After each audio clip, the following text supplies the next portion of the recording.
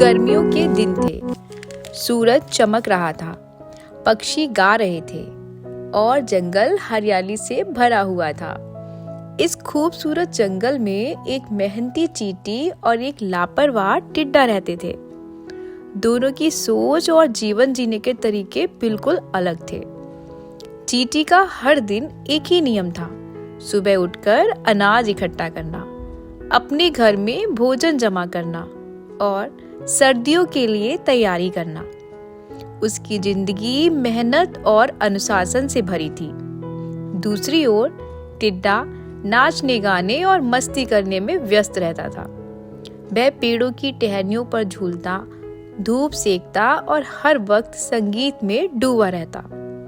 उसे लगता था कि जिंदगी सिर्फ आज में जीने के लिए बनी है, कल की चिंता क्यों करनी।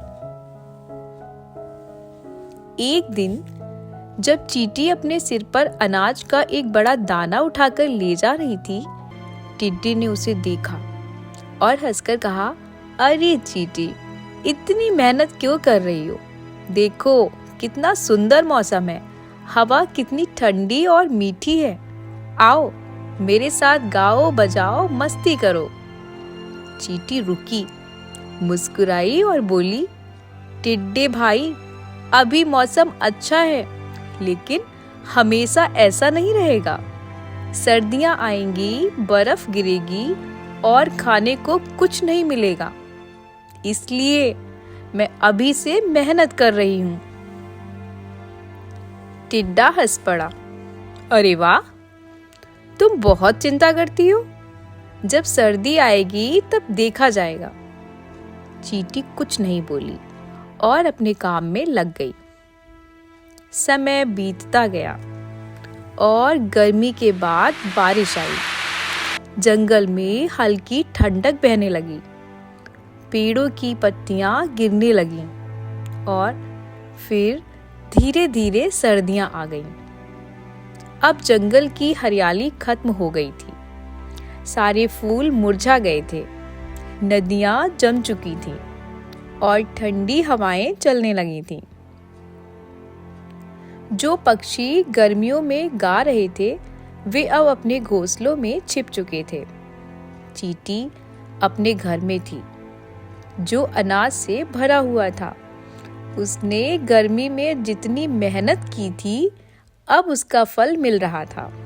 वह सुरक्षित थी, उसके पास खाने के लिए पर्याप्त भोजन था और सर्दी में आराम से रह सकती थी।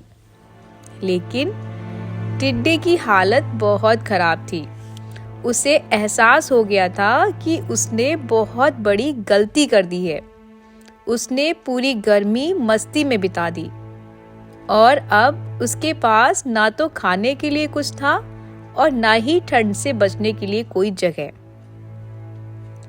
ठंड बढ़ती जा रही थी। बर्फ की मोटी चादर जंगल को ढक चुकी थी।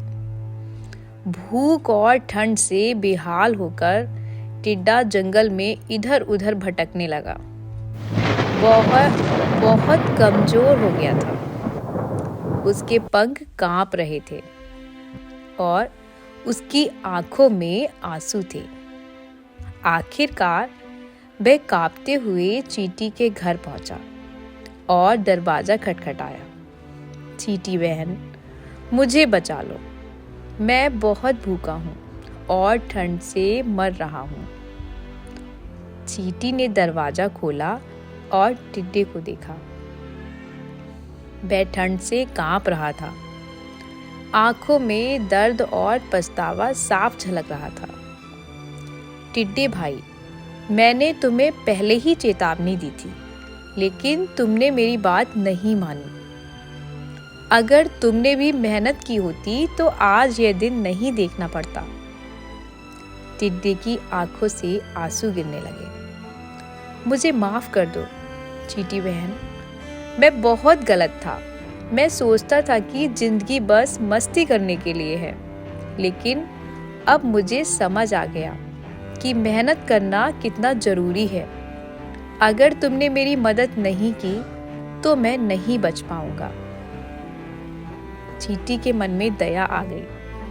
वह जानती थी कि कि हर किसी को दूसरा मौका मिलना चाहिए। आओ अंदर आ जाओ। टिड्डा अंदर आया और चींटी ने उसे खाना दिया, गर्म कंबल ओढ़ाया और उसे अपने घर में जगह दी। टिड्डे ने खाना खाया। उसकी हालत धीरे धीरे बेहतर होने लगी। वह चींटी के प्रति बहुत आभारी था। तुमने मेरी जान बचा ली, चींटी बहन। मैं वादा करता हूँ कि अब से मैं मेहनत करूँगा और कभी आलस नहीं करूँगा। चींटी मुस्कुराई और बोली, गलतियाँ सभी से होती हैं, लेकिन सच्चा इंसान वही होता है जो उनसे सीखता है। सर्दियाँ खत्म हुई और फिर से गर्मी आ गई। इस बार टिड्डे ने मस्ती के साथ साथ मेहनत करना भी सीख लिया। अब वह अनाज भी इकट्ठा करता और अपनी जिम्मेदारी समझने लगा। इस कहानी से हमें यह सीख मिलती है कि जीवन केवल आज में जीने का नाम नहीं है, बल्कि भविष्य की भी तैयारी करनी पड़ती है। मस्ती जरूरी है, लेकिन मेहनत और अनुशासन के बिना कोई सुरक्षित भविष्य नहीं होता। दोस्ती केवल मजे करने के लिए नहीं, बल्कि मुश्किल समय में मदद करने के लिए भी होती है।